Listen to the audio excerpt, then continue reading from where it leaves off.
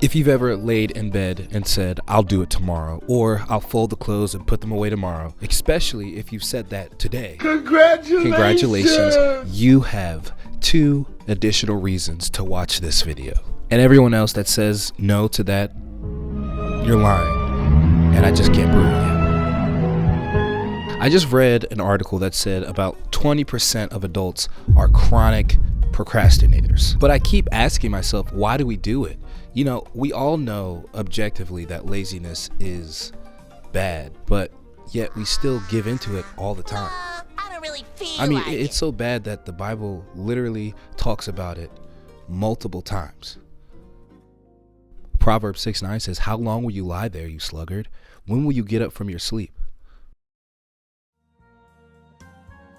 It's almost like laziness is some form of self-gratification. We'd rather lay in our bed all day, scroll TikToks for like 3 hours straight, instead of folding our clothes and being productive for the rest of the day. And then our room ends up looking like a thrift store after 20 Gen Z influencers just came through getting ready for their freaking grooms. You know, writing down that joke was funnier in my head. I don't know. You know what I mean? Like, you know, we do not care. Okay. And look, I'll be honest, I love naps, and I'm sure you love binge watching the latest season of whatever the show is that you want to watch, because it feels good in the moment. Hey, you're watching this video and it's 2 minutes in and you still haven't liked the video. Like the video and subscribe. Or don't. I'm sorry, that felt really aggressive. I don't want you to feel hurt by what I'm saying. And the truth is, it's human nature. But the painful reality of that is that it's really just us being sinners. Our default is to be me-centered. Our brains simply ask, how can I make this easier for me? How can I make this feel better? How can I make myself feel better in the situation? I think that's kind of why Paul talks about in Romans, he does the things he doesn't want to do, but the things he wants to do, he doesn't do. For I do not do the good I want to do, but the evil I do not want to do, this I keep doing. That's in Romans chapter 7, verse 19. Later on in the article that I was reading, it said that procrastination is a coping mechanism. We put things off to avoid uncomfortable feelings. But that's the thing, laziness isn't neutral. It fuels other sins. I want to make sure you get this part. When we're not sober-minded, when we're tossed around like the wind, we drift. And that leads to the works of the flesh and not the works of the Spirit. But what's the fix?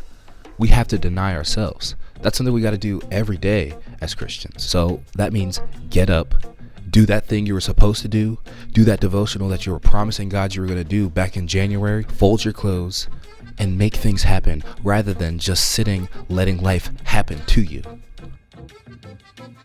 The other day, I was laying in my bed, ready to skip my workout for the week and not wanting to do anything. My clothes were in a basket on the floor, piling up, just staring at me, ready for me to get them done. Yet, I still just let it sit there. And I was really not about to go to the gym. But then I thought about the person that I say I am versus the person that I was being in that moment. And that pushed me to get up and actually go do what I was supposed to do. Checking in. I really don't want to do this. But to prove a point, here we go.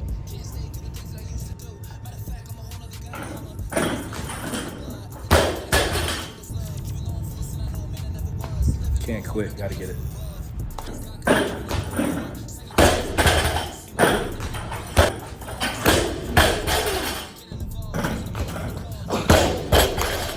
Although I failed over and over and over again, not being able to get up this weight, I ended up leaving the gym frustrated.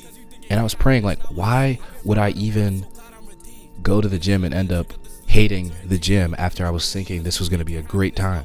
I still realized that it was important that I got up in the first place. Yeah, I was frustrated, but God reminded me that if I didn't get up and go to the gym, I would have never even gotten the idea for this video. I wouldn't have recorded it. I wouldn't have wrote the script. I wouldn't have been inspired to make this video.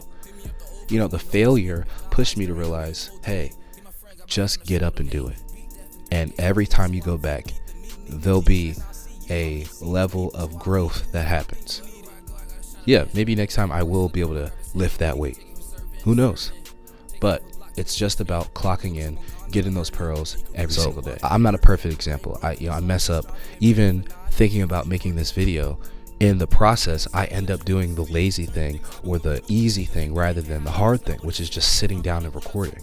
You know, I'm messed up, but I'm saved by grace, and I'm so happy that I'm saved. But we have a better, even more great, and actually perfect example on how to do the hard thing in Jesus.